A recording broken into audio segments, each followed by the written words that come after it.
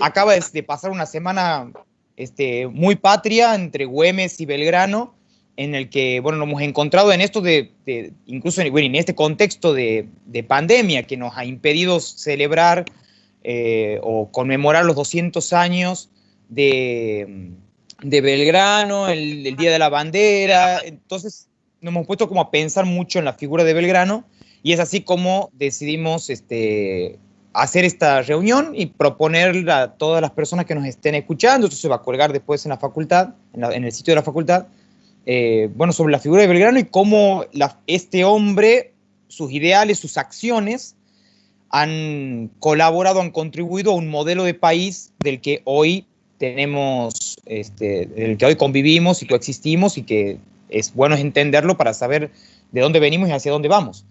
Es así que tenemos y le damos la bienvenida y saludamos a la profe Mercedes Tenti y al profe Pablo Cabrera. Buenas tardes, gracias por su tiempo, por su dedicación. Gracias a ustedes por invitarnos. Y la verdad, muchas gracias por prestarnos este espacio para, bueno, exponer sobre una figura como la de Belgrano en este contexto histórico bastante particular por el Bicentenario, ¿no? Y que en buena parte nos agarra en algún lugar un poco más tranquilo para sentarnos a poder escuchar estas cosas mientras hacemos otras cosas, escuchar lo que estábamos por conversar sobre Manuel Belgrano. Breve presentación de quienes nos acompañan. La profe Mercedes Tenti es doctora en Ciencias Sociales, magíster en Estudios Sociales para América Latina, especialista en la enseñanza de la educación superior, es profesora de la Facultad de Ciencias de Educación en nuestra universidad, profesora de otras universidades también, y el licenciado en Historia Pablo Cabrera es profesor y jefe de trabajos prácticos de las materias que comparte con la profe Mercedes Tenti, que la materia se llama Historia del Pensamiento Político Argentino y Latinoamericano, en la carrera de licenciatura en Relaciones Internacionales y la licenciatura en Ciencias Políticas de nuestra facultad. Manuel Belgrano, que figura, he escuchado mucho en este tiempo, en esto de los 250 años de su fallecimiento. He escuchado mucho esto de la figura de Belgrano asociada a la construcción de la bandera. Ustedes me disculparán, vengo de la carrera de comunicación, la bandera como símbolo para mi disciplina significa un montón, pero sí es cierto que en el discurso escolar se lo ubica a Belgrano asociado a la bandera, y después tienes un Sarmiento asociado a la escuela y un San Martín asociado a la liberación de la mitad del continente. Entonces como que queda medio en desventaja una figura tan relevante. ¿Qué podemos decir de Belgrano como para empezar a entender la importancia de su figura? Profe Mercedes. Bueno, creo que Belgrano es una persona multifacética. O sea que no tenemos que circunscribirnos a verlo como el creador de la bandera o que realizó las campañas militares al Paraguay, al norte, sino que también tuvo una actuación previa como secretario del consulado, donde escribía las memorias anuales del consulado y aparte fue periodista, uno de los primeros periodistas que escribía en los primeros periódicos, el Telégrafo Mercantil y el Correo de Comercio. Después fue un revolucionario que participó en la Junta de Mayo, fue secretario de la Junta. Bueno, fue militar, que esa faceta, digamos, que es más conocida. Y también, digamos, que fue un político que volcó sus ideas económicas, tanto en las memorias del consulado como en los periódicos que hice referencia y posteriormente en la Gaceta, publicación de la Junta, y en su propio accionar militar también iba dejando sus ideas educativas con relación a la mujer, a los sectores subalternos, a los pueblos originarios. O sea, es una figura muy interesante y muy compleja. Pablo, en la página de Facebook de nuestra facultad, la Facultad de Ciencias Políticas, Sociales y Jurídicas, nos has arrojado una reflexión sobre este punto que marca la profe Tenti de, bueno, una figura multifacética y aparte un tipo hasta podríamos decir, omnipotente, o sea, lo podía hacer prácticamente todo para una época en el que, bueno, figuras como la de él no abundaban. ¿Cuál crees vos que ha sido las motivaciones que él puede haber llegado a tener para involucrarse de tal manera con, con el devenir de un territorio que termina siendo la República Argentina? Bien, déjame corregirte la palabra omnipotencia. Yo lo vería a Belgrano más como humano, demasiado humano, en donde nosotros podemos observar que desde su teoría va a pensar las cosas desde su forma de ver la realidad que le toca vivir, tanto cuando se fue a estudiar Europa y estar en contacto con lo que fue el proceso revolucionario francés y los debates que se instalan en España, como cuando vuelve al continente americano y está como secretario del consulado. Y ahí viene pasar de la teoría a la praxis, ¿no? De cómo esas ideas se van a ir volcando en un contexto excepcional como es el que le toca vivir. Si nosotros vemos su periodo de vida desde el 1800 hasta 1820, constantemente él está pensando, repensando y accionando políticamente desde el lugar que le toque, porque bueno, la situación que le tocó vivir era excepcional. Estamos en lo que Hobsbawm diría las eras de las revoluciones, y en ese sentido es que Belgrano va a pensar, repensar constantemente, pero a su vez va a estar limitado por lo humano que es él, ¿sí? En donde va a padecer enfermedades, algunas veces las cosas le salen, otras veces no le salen, y bueno, eso es lo que, a pesar de esos obstáculos que puede haber padecido, él siguió peleando por lo que para él era la causa por la cual pelear. Y en esto de la pelea, esta cuestión como muy marcada, que si bien la profe Tentia nos acaba de decir, no deberíamos detenernos en sus campañas militares, pero sí evidentemente ha sido como una especie de praxis en la que Belgrano encontró para poder recorrer un territorio, para poder dimensionar sus alcances, para poder propagar sus ideales. En ese sentido, ¿cuál crees que es el concepto que unió esa campaña militar que hizo Belgrano por el norte, Pablo? Bien,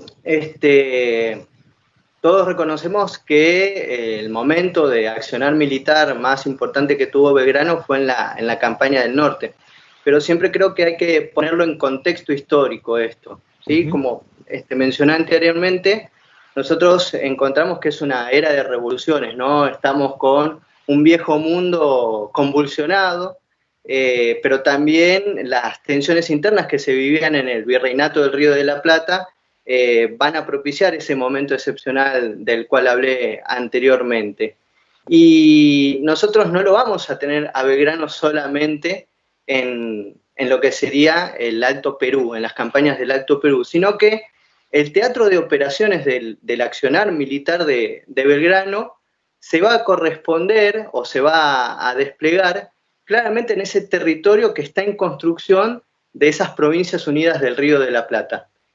¿Por qué? Porque vamos a tener que su accionar militar se va a dar en Buenos Aires, en el Paraguay, en el litoral, en la banda oriental, en la región centro-norte, en el Alto Perú, pero además tenemos que tener la referencia de que tenemos el peligro lusitano, ¿sí? En lo que era el Estado y posteriormente Reino de Brasil, y también el Frente Realista Chileno. ¿Sí? En ese marco contextual del teatro de operaciones tenemos que comprender ese accionar militar de Belgrano. En Buenos Aires lo vamos a tener cuando sucedieron las invasiones inglesas, aunque él ya fue designado capitán de milicias urbanas de Buenos Aires en 1797 por el virrey Melo. Él va a continuar en su labor en el consulado y no prestando mucha atención a las cuestiones militares. Cuando llegan las invasiones inglesas, efectivamente, en 1806, 1807, nosotros vamos a encontrar que Belgrano va a ser encargado para la formación de una milicia y, bueno, ir a defender lo que era Buenos Aires. Y Belgrano, sin conocimiento militar, va a marchar desde el fuerte de Buenos Aires hacia el Riachuelo desordenadamente, cumpliendo órdenes, pero al primer cañonazo inglés, la tropa de defensa se dispersa. Cuestión que lo va a hacer mencionar a él luego de que qué lástima que no tenía algún conocimiento militar como para haber defendido como se merecía la ciudad. También tenemos que mencionar que cuando los ingleses toman la ciudad, va a ser el único miembro del consulado que no va a jurar lealtad a las tropas invasoras, sino que se retira al exilio y luego de reconquistada la ciudad va a volver con Liniers, ¿sí? Donde va a ser nombrado sargento mayor del regimiento de patricios, y lo van a poner bajo las órdenes de Cornelio Saavedra. Y ahí sí, va a comenzar a intentar desandar las cuestiones de cómo es la táctica militar. Pero por cuestiones internas, luego de la defensa en 1807 de la segunda invasión inglesa, él va a volver al consulado y no va a profundizar sobre las cuestiones militares. Y después, bueno, ya viene el proceso de mayo, 1810, y rápidamente la primera junta, en agosto de 1810, lo envía en expedición al Paraguay, para, obviamente, con un fin de extender la hegemonía de la antigua capital virreinal sobre los territorios que habían pertenecido al exvirreinato.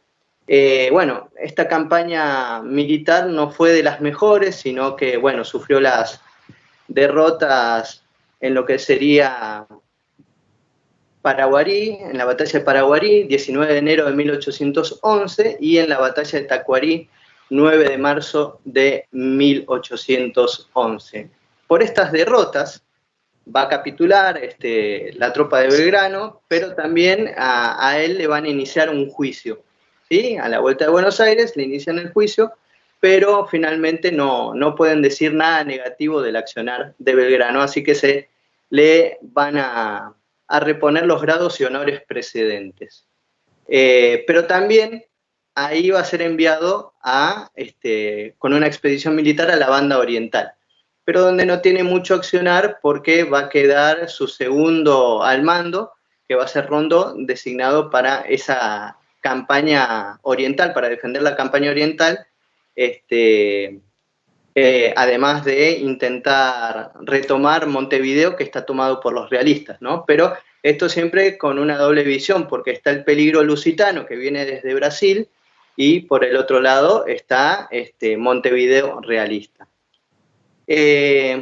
También después tenemos que va a encabezar una misión diplomática al Paraguay, porque justamente él ya había estado en ese territorio y entonces es a donde el que podía entablar diálogo con el nuevo gobierno recientemente independiente del Paraguay, que se independizó en 1811 y logra establecer un tratado de amistad, auxilio y comercio para una confederación que al final no va a llegar a ejecutarse.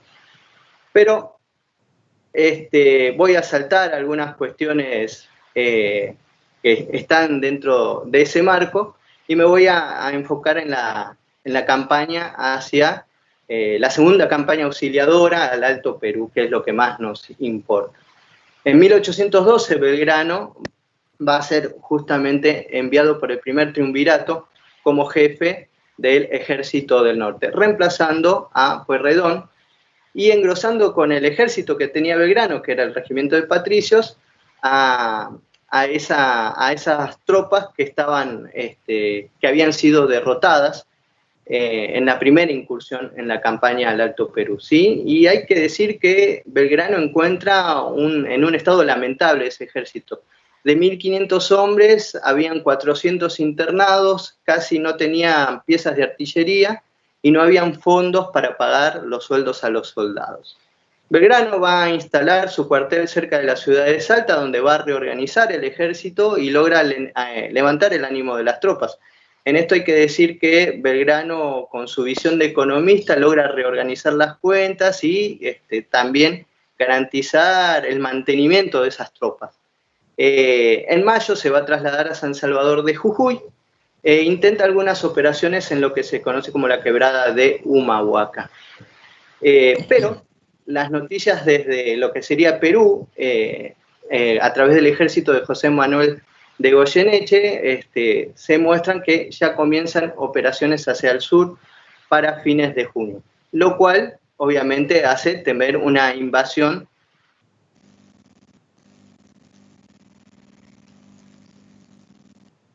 Ahí se cortó un poquito Pablo. Bueno, sí, retomamos, aprovechamos y bueno, le vamos recordando a quienes nos están sumando que estamos aquí tratando de desandar un poco el camino de Belgrano. Profe, aquí Pablo nos está como contextualizando cuál ha sido el progreso que llevó a Belgrano, sin que no tenía preparación militar, a incursionar en campañas militares. Este contexto, en términos políticos, ¿por qué estaba atravesado? ¿Qué ideales había en el momento? Estamos hablando de épocas de monarquías, estamos hablando de épocas de revoluciones. ¿Esas revoluciones a qué respondían? ¿Cuál era la perspectiva independentista? Bien, cuando hablamos de revoluciones, yo creo que hay que hablar, como sostiene Alperín Dongui, revolución y guerra. No se puede desglosar la guerra de la revolución. O sea, parece que las independencias hispanoamericanas son independencias pacíficas, pero porque en el 25 de mayo, en la semana de mayo, no se derramó sangre, pero después hubo que enfrentarse con los ejércitos realistas y tomar decisiones drásticas.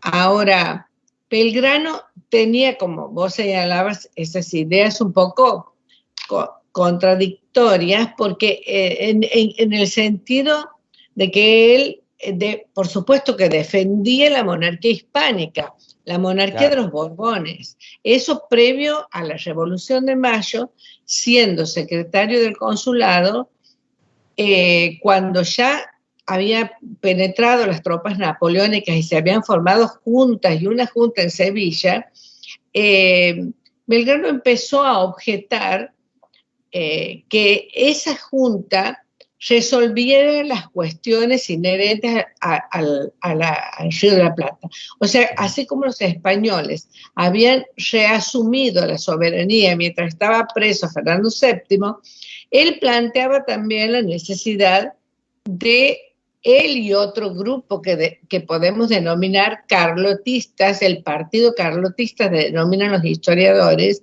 porque van a proponer la coronación de la reina, de la princesa Carlota Joaquina, que era la hermana de Felipe II, de Fernando VII, que estaba casada con el príncipe de la casa de Braganza de Portugal, hijo del rey de Portugal. Entonces, querían ellos mismos designar intervenir para que Carlota Joaquina se hiciera cargo de la monarquía en el Río de la Plata. Entonces van a mantener una serie de correspondencias con delegados y con la propia Carlota Joaquina. Belgrano tenía una comunicación directa, hay muchas cartas de Belgrano con la princesa y de la princesa Carlota con él, porque ella pensaba inclusive trasladarse a Buenos Aires y su esposo y la propia casa de Braganza no le permitía, o sea, no quería digamos que asumiera este compromiso de la monarquía en el Río de la Plata. Sin embargo, la insistencia tanto de Belgrano como de otros patriotas donde van a estar Pueyrredón, Castelli, en ese partido carlotista, ¿no es cierto?, Beruti y otros más que insistían en la necesidad de que los patriotas del Río de la Plata pudiesen asumir la soberanía por sí y designar una junta. Entonces no tenían en cuenta ni la junta, cuando se forma la Junta Central, empiezan, digamos, a tener una posición opuesta a la Junta Central, sobre todo para que interviniese en las cuestiones relativas al Río de la Plata, más cuando la Junta Central designa como virrey a Cisneros. Entonces, esa idea de desplazamiento de Cisneros en realidad ya existía de antes, estoy hablando de 1808, 1809, porque Cisneros había sido designado por la Junta Central, a la que ellos no adherían. Entonces, cuando llega la noticia de la conformación del Consejo de Regencia en 1810 y la asunción en otro cuerpo colegiado que no habían intervenido, ahí cuando se reúne el Cabildo Abierto el 22 de mayo de 1810, la postura de este partido carlotista, vamos a decir así, sí, era que cese el virrey Cisneros, que justamente había sido designado por la Junta Central a la que se oponían y que ahora inclusive esa Junta ya no existía. Entonces esa idea monárquica de Belgrano, como de la mayoría de los patriotas de la época, los hombres de la época, respondían al contexto internacional. Y claro, la única república que ellos habían conocido de cerca o más o menos a través de los rioplatenses que viajaron a Europa y de las noticias que llegaban, era la monarquía, la República Francesa, que había sido derrotada por Napoleón. O sea que como que no era un buen ejemplo, digamos, a seguir. Claro. Y con respecto a la otra república que existía, que era la norteamericana, no se tenía tanta referencia. O sea que sí va a haber una influencia de las nuevas ideas de la Ilustración francesa, de autores como Belgrano, sobre todo de Montesquieu, el caso de Moreno de Rousseau, va a haber una influencia, pero la idea que predomina, como digo, es la monárquica, que eso se va a poner de manifiesto en misiones diplomáticas que realizan después, incluso lo que señalaba Pablo de la campaña del Alto Perú, después de la batalla de Tucumán y Salta, y bueno, en las derrotas de Vilcapugio y Ayohuma, que regresa a Belgrano, se dirige a Europa, también en otra misión diplomática junto con Rivadavia, en pro de buscar un monarca para el Río de la Plata. Ya no se pensaba en Carlota Joaquina, porque Fernando VII había vuelto al trono y anunciaba el envío de tropas para someter al Río de la Plata, que era el único que se conservaba independiente, pero sí de otros príncipes de origen francés en particular.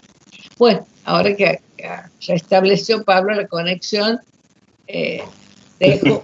continúa con sus ideas. Algo como, ¿quieres concluir lo que venías relatando, Pablo? Pablo nos venía haciendo como la evolución de Belgrano en su carrera militarista. Sí. Bien, para continuar, mil disculpas, no sé qué pasó con la conexión, todos somos neófitos. Pandemia, le echamos la culpa a la pandemia. Seguimos. Bien, venía desarrollando de que Belgrano va a ser responsable, se hace responsable de lo que es el Ejército del Norte, y ya se comienza a observar un accionar militar de las tropas realistas que vienen desde el norte hacia el sur. Es en esta situación que Belgrano va a dar la orden de lo que se conoció como el éxodo jujeño, el 23 de agosto de 1812. Así que ordenó a la población seguirlo, y mientras va a aplicar lo que se conoce como la táctica de tierra arrasada, que consiste en destruir absolutamente todo lo que pueda llegar a ser de utilidad al enemigo, ¿sí?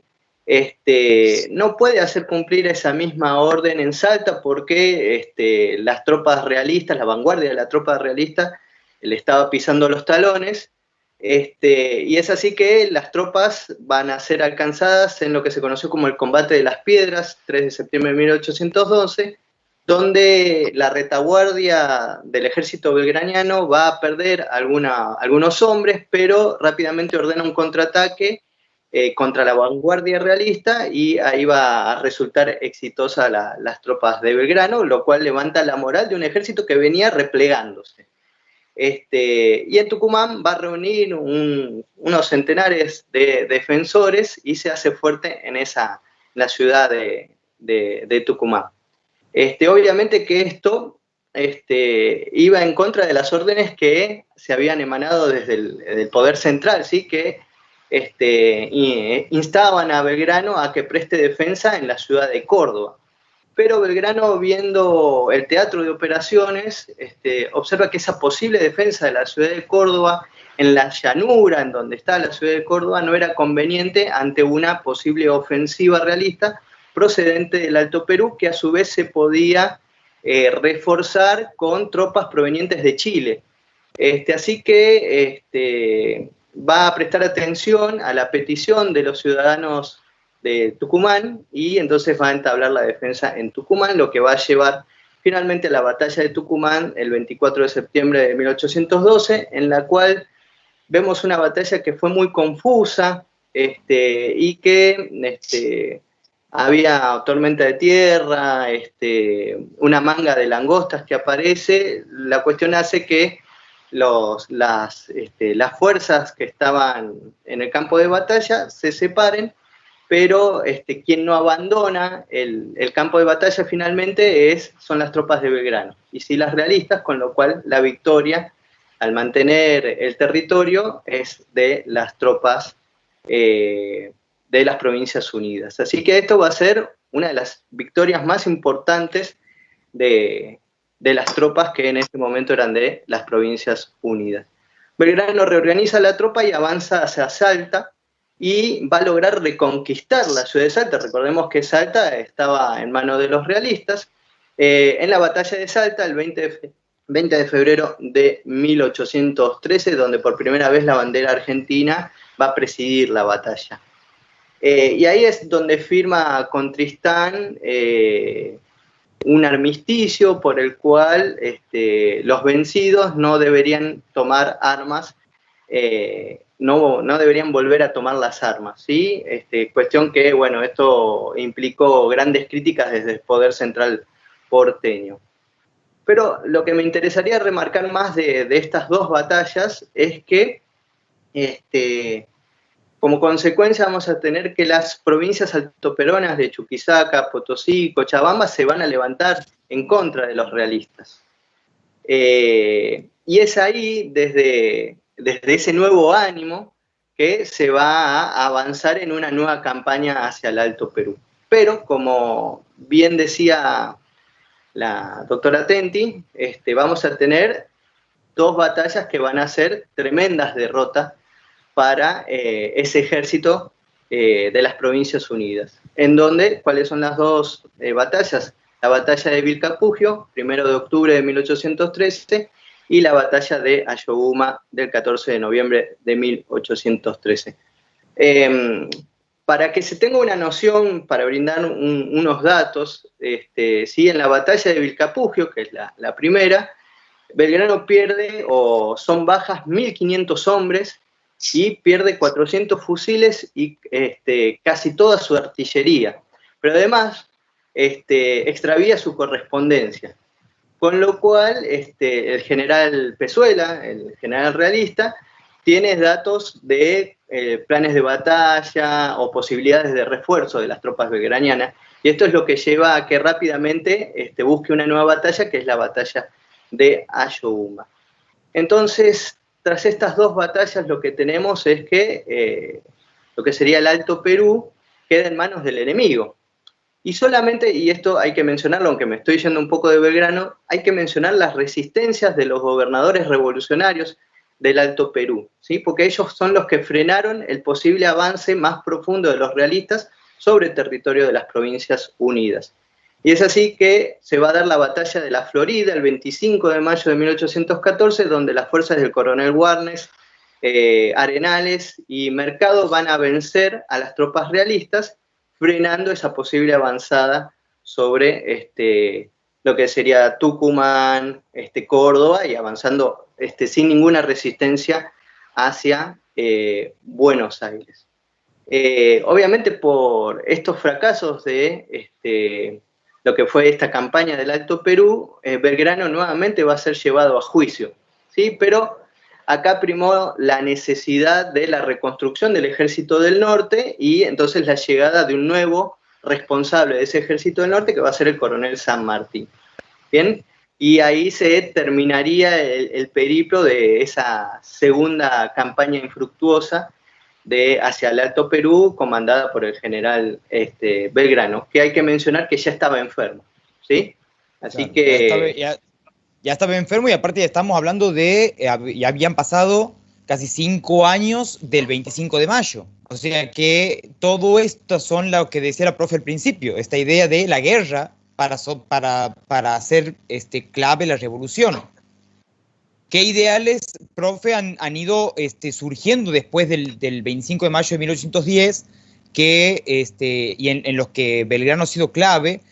Hablábamos esto de sus principios monárquicos, igual que el de muchos de sus patriotas, porque era el modelo que funcionaba en ese momento, y que, igual como incluso hablábamos antes de iniciar esta conversación, este dato que, bueno, a una persona que no está en la materia como lo soy yo, le resulta curioso, incluso hasta la consideración del imperio incaico como socio para poder unir el territorio. ¿Cómo se explica esa diferencia entre... ¿Cuál es la perspectiva independentista que a uno que no conoce los pormenores políticos de la época?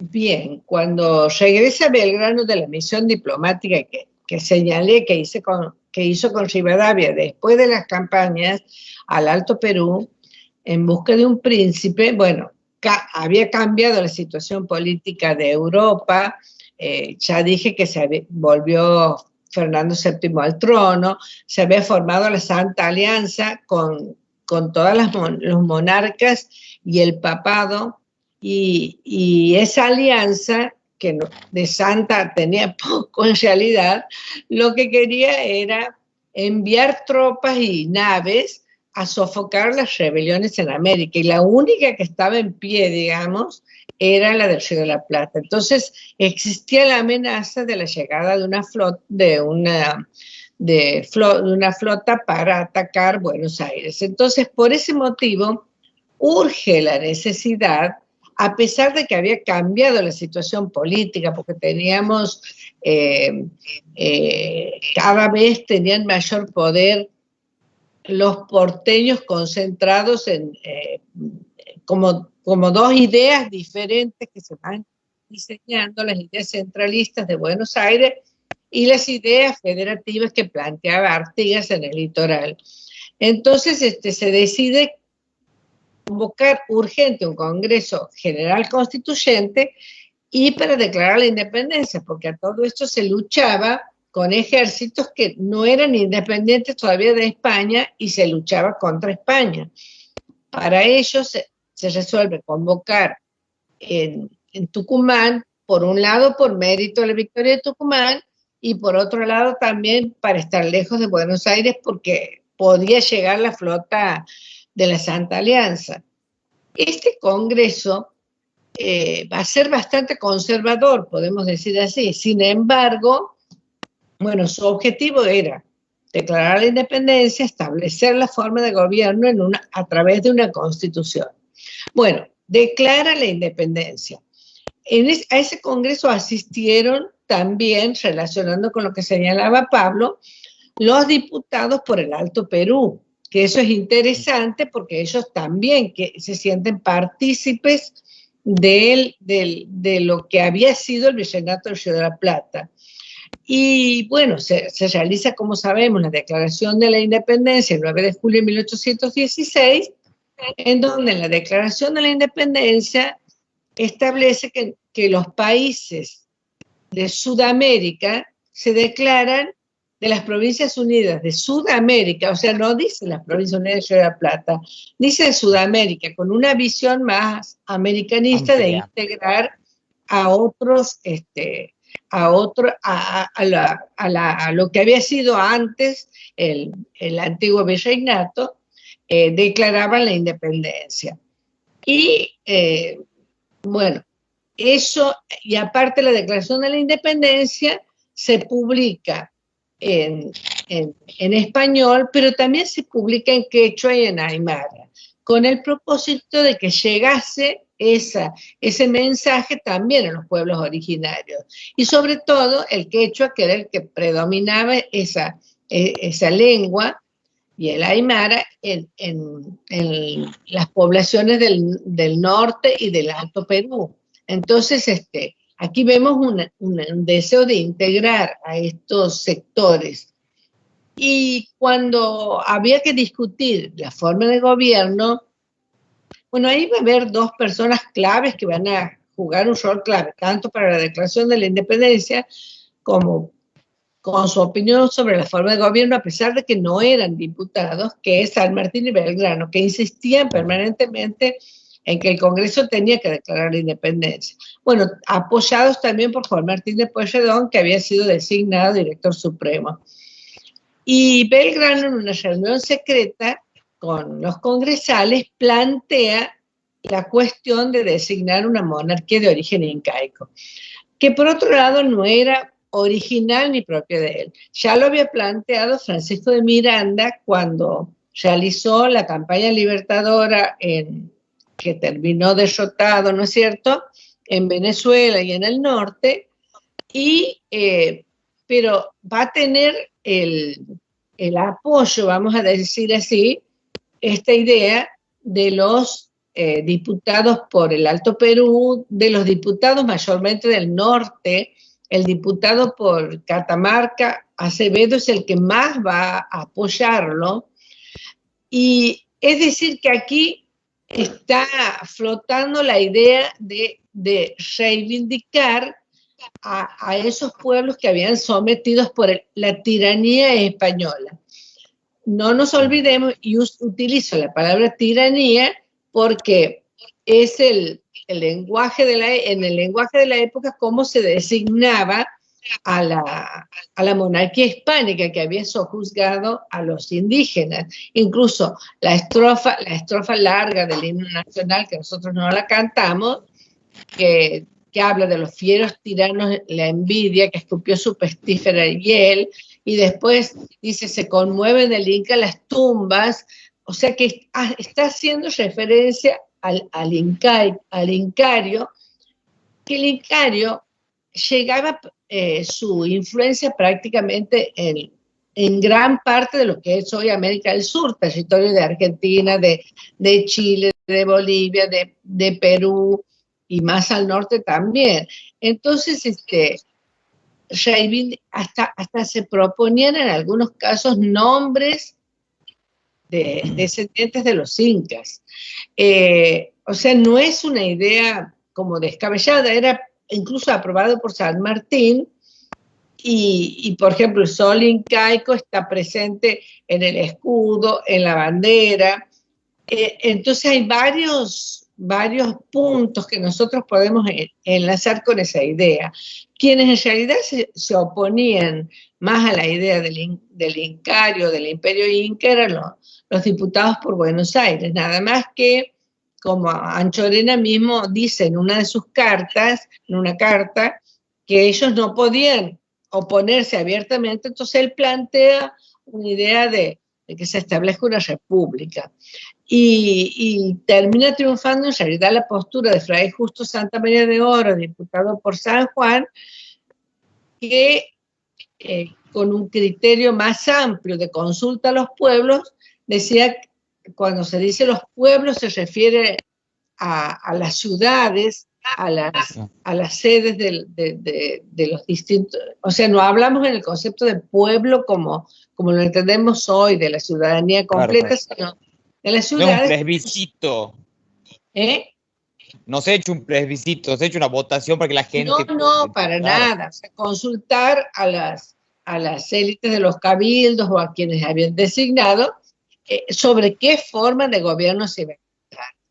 Y bueno, finalmente el Congreso no resuelve la forma de gobierno, siempre eran gobiernos provisorios, una provisionalidad permanente, como dice Chiaramonte. Recién van a tratar de establecer tendiente a una forma monárquica con la Constitución de 1819, que los caudillos del litoral rechazan. Y va a tener que pasar más de 30 años, hasta 1853, en que recién se establece la forma de gobierno en la Constitución Nacional. Así que, como vemos, este era un tema de discusión, pero que había muchas ideas en juego y en pugna ahí en el medio, que no era lineal para nada. Claro. Y que llevó mucho tiempo entre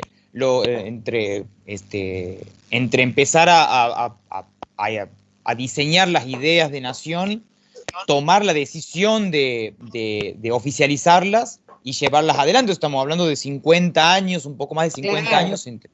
Y ahí podemos relacionar también con el bicentenario de la autonomía provincial, porque cuando se disuelven las autoridades nacionales en 1820, con la entrada de los caudillos del litoral, se disuelve el Congreso y lo deponen al director supremo, las provincias van a asumir para sí la soberanía, pero como partes pertenecientes a un todo. O sea que en realidad, entre 1820 y 1853, primero se forman las provincias y recién, digamos, la nación se va a empezar o a tratar de organizar a partir de 1853. Entonces ahí también es importante, relacionándolo con el bicentenario, ver cómo Santiago del Estero, junto con otras provincias que van a declarar su autonomía, la propia Buenos Aires, solo Santa Fe había declarado la autonomía antes, tratando de organizarse primero, pero entendiendo que eran partes constitutivas de un todo, o sea, no con un sentido separatista, de un todo que era el ex Virreinato de Ciudad de Plata, Provincia Unida de Ciudad de Plata, y que después será República Argentina, etcétera. Bueno, qué bueno que lo trae a colación, profe, porque bueno, ese era como el tema a abordar para ir como cerrando. Y aquí entre las preguntas de quienes nos están acompañando, y de paso agradecemos, nos consultan sobre el asesinato de Borges, que a la hora de pensar la autonomía de la provincia, es ineludible pensar en Borges, por supuesto en Ibarra, pero sobre todo en Borges y en también hasta esta cuestión hasta folclórica de la vinculación, de que habría una vinculación sanguínea entre Borges y Belgrano, en la participación de Belgrano en el diseño de la autonomía provincial mientras él estaba en Tucumán. ¿Alguna reflexión que nos puedan arrojar sobre eso? Y bueno, ahí relacionaría con lo que señalaba al principio, el tema de la guerra, que tenemos que tener en cuenta que estaban en guerra. Y en guerra se toman resoluciones extremas.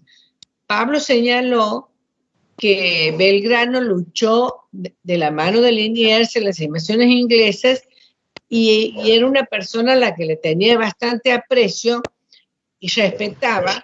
Sin embargo, cuando se produce la contrarrevolución de Córdoba, Belgrano firma, junto con los integrantes de la Junta, el fusilamiento de Liniers, porque no era un momento de vacilaciones, había que terminar con todos los focos contrarrevolucionarios, en este caso el que se había gestado en Córdoba.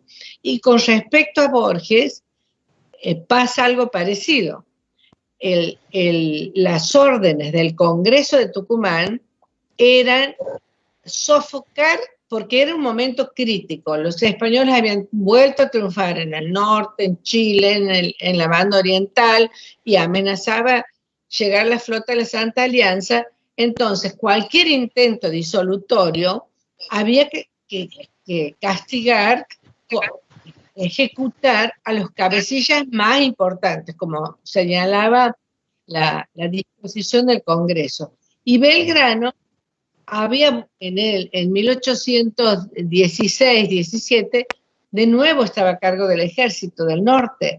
Entonces la orden del Congreso era cualquier intento de división o que no respondiese a sus órdenes, porque eran órdenes del directorio y del Congreso, dividir las provincias, de las antiguas gobernaciones e intendencias en nuevas gobernaciones, entonces ejecutar a cualquiera que intentase oponerse a esa organización. Entonces la orden, la verdad, Belgrano en ese contexto.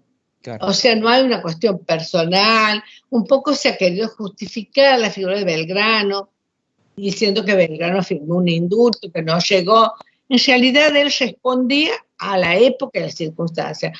La orden se la dio ejecutar al cabecilla y a los otros integrantes menos principales, decía la resolución, como Leopoldo Lugones Lorenzo Lugones, Goncebat y otros, les perdonan la vida, pero los degradan, los ponen presos, en fin, o sea, había que tomar una disposición enérgica para evitar cualquier intento de insubordinación a las autoridades. Sumo a lo Pablo, Pablo. Sumo a lo que está diciendo la profe justamente. Estamos en un contexto de guerra. Cualquier levantamiento en retaguardia complica el frente de batalla. Así que comúnmente esto es muy complicado y los fusilamientos son directos. Y tomo un ejemplo anterior que tuvo accionar también Belgrano, que se da en el año de 1811, en lo que se conoció como el motín de las trenzas. Nosotros vamos a tener que el primer triunvirato va a disponer como jefe de regimiento número 1 de patricios a el coronel Manuel Belgrano, mientras Saavedra va a ser desplazado. Pero el 6 de diciembre de 1811, este regimiento va a protagonizar un levantamiento que se va a llamar el Motín de las Trenzas, en contra del primer triunvirato, en contra de su nuevo jefe, en virtud de mantener su autonomía. Este levantamiento va a ser fuertemente reprimido y van a pasar a ser fusilados sus principales cabecillas por órdenes de Belgrano, ¿sí? Para que se entienda esta cuestión.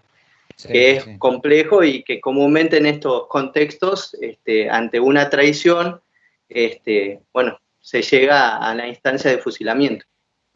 Lo que pasa es que la historia oficial que quiso establecer como la imagen de los padres de la patria, que más que hombres, como héroes de bronce, San Martín y Belgrano como que eran intocables, pero en realidad eran hombres que respondían su tiempo. Y San Martín, claro, pero era mucho más enérgico que Belgrano en los castigos, mucho más enérgico. Así que claro, tenemos que estamos hablando en ese contexto. Claro, tenemos el contexto y sobre todo la función social, si se quiere, de estas personalidades que, bueno, que estaban en una situación crítica. O sea, estamos hablando de figuras que terminaron de moldear una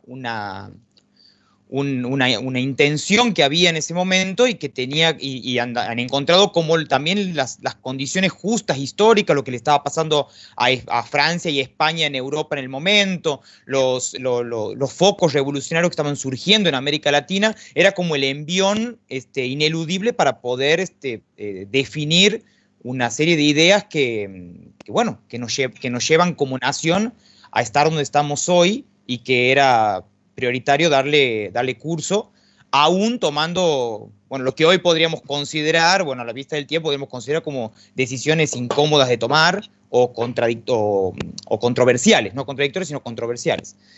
Claro, tenemos que analizar siempre en el contexto de la época, no tenemos que tratar de interpretar con la mirada de hoy, sino qué pensaban los hombres y mujeres de la época y cuál era el accionar corriente, y que eran hombres y mujeres de carne y hueso que actuaban según las circunstancias. Para ambos, como para cerrar, recomendaciones a la hora de abordar la historia para personas que no nos dedicamos, nuestra disciplina intelectual o académica no es la historia, pero sí tenemos como una responsabilidad cívica, si se quiere, de abordar la historia de poder hacernos de ciertos datos que nos van a terminar dando indicios para poder entender los contextos, entender las figuras, entender las decisiones. Belgrano, en libros, en audiovisuales, en sitios en internet, ¿qué nos pueden recomendar como para poder ir e indagar un poco más sobre su figura? Pablo. Sí, bueno, básicamente en los primeros acercamientos que uno puede hacer sobre la figura de Belgrano, tenemos libros de divulgadores de la historia como Piña, ¿sí? Que pueden servir como un primer instrumento de acercamiento. Obviamente para aquellos que quieran saber un poco más, ya ahí yo diría que primero hay que conocer el contexto histórico, ¿sí? Antes de abordar una figura precisa.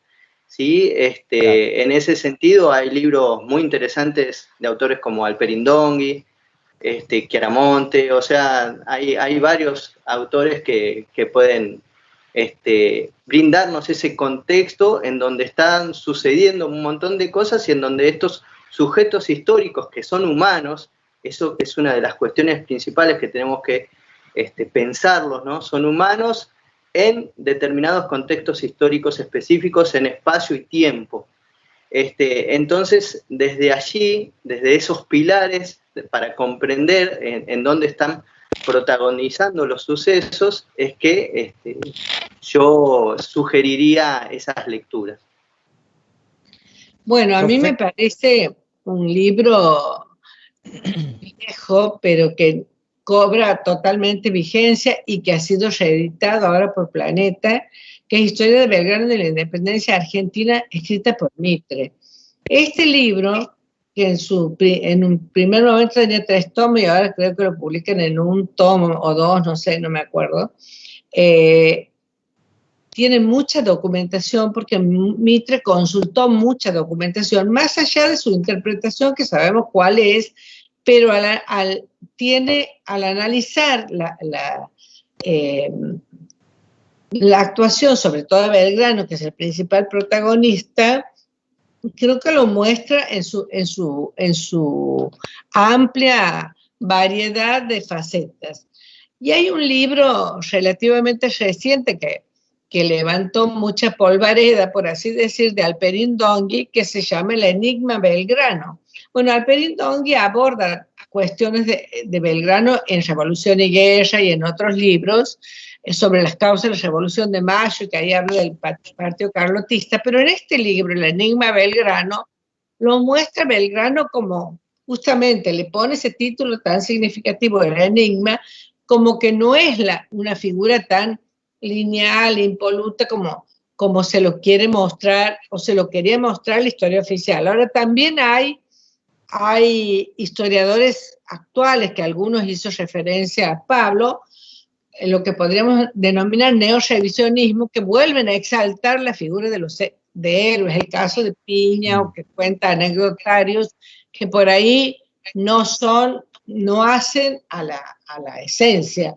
Bueno, nosotros desde la universidad, por lo menos, analizamos la historia más compleja, más en proceso, y discutimos con la historia, y con los sucesos históricos, y con los historiadores. Y creo que uno nunca tiene que tomar como cierto definitivamente nada. Lo importante es que de esta charla, más que respuesta, si de aquí salen muchas preguntas, a mí me parecería que eso sería el mayor éxito de la charla.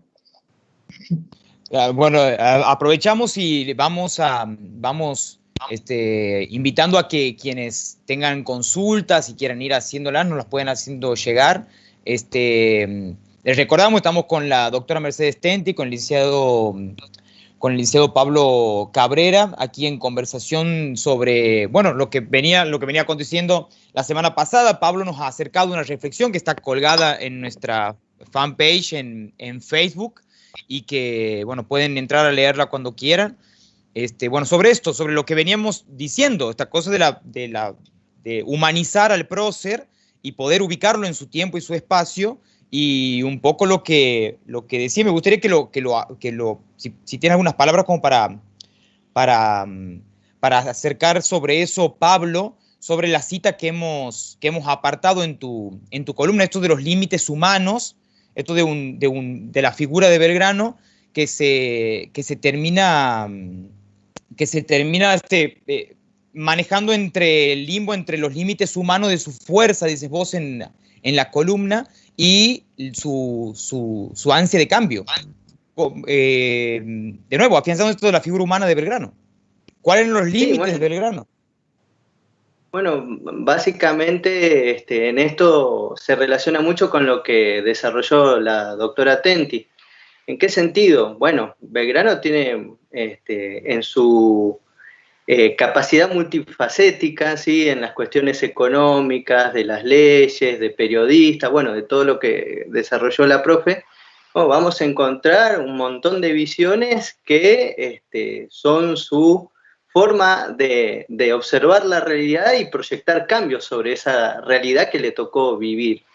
Y en ese sentido, nosotros estamos en un periodo de carreras abiertas al talento, y yo jugaba un poco con ese concepto que más se piensa para Europa.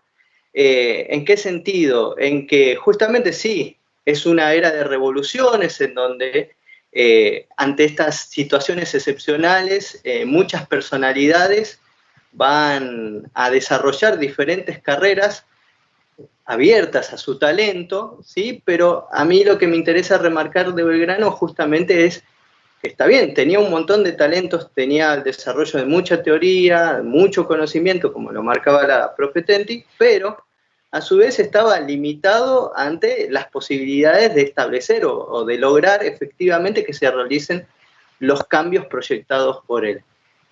¿Por qué? ¿Por qué había esos límites? Y bueno, porque es parte de una sociedad, es parte de un contexto. O sea, ojalá Fernando VII no haya vuelto al trono en 1814, hubiera sido las cosas un poco más fáciles, pero el rey Fernando VII vuelve al trono en 1814 y prepara justamente una flota para reconquistar sus colonias. Y bueno, eso va a marcar todo un contexto bastante difícil para los procesos de descolonización en Hispanoamérica. Y por eso la necesidad muy rápida de enviar diplomáticos. Belgrano va como diplomático en 1814, 1815 al viejo continente, pero también a su vuelta en 1816 lo vamos a tener participando muy fuertemente en los debates en el Congreso de Tucumán, ¿sí? Pero bueno, eso está entre las cuestiones teóricas del pensar de esa situación, esa realidad histórica que le toca vivir a él y la situación y posibilidades políticas, y bueno, un contexto que por ahí no marca todo lo que uno pretende. Profe, reflexiones para ir finalizando sobre la figura de Belgrano hoy, a 250 años. Bueno, me parece que a 250 años, 200 años de su muerte y 250 de su fallecimiento, y que pasó lamentablemente casi desapercibido.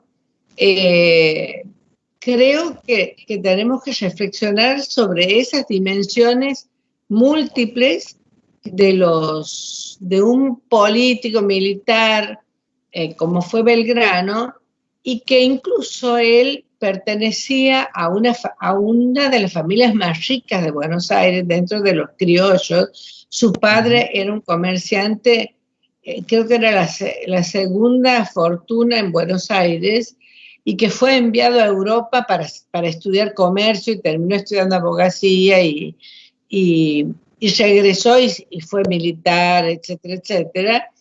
Y un hombre que provenía de una familia, de una burguesía acaudalada, y descubre la pobreza del norte, por ejemplo, en sus campañas militares. De ahí su donación, su desprendimiento, cuando le dan el premio por la batalla de Tucumán, 40.000 pesos, y él dona para que 10.000 para 4 escuelas, para cada una, en Tarija, en Jujuy, en Tucumán y en Santiago del Estero, porque veía la pobreza y la ignorancia y la necesidad de establecer escuelas gratuitas para los sectores populares, y que luego murió en la pobreza.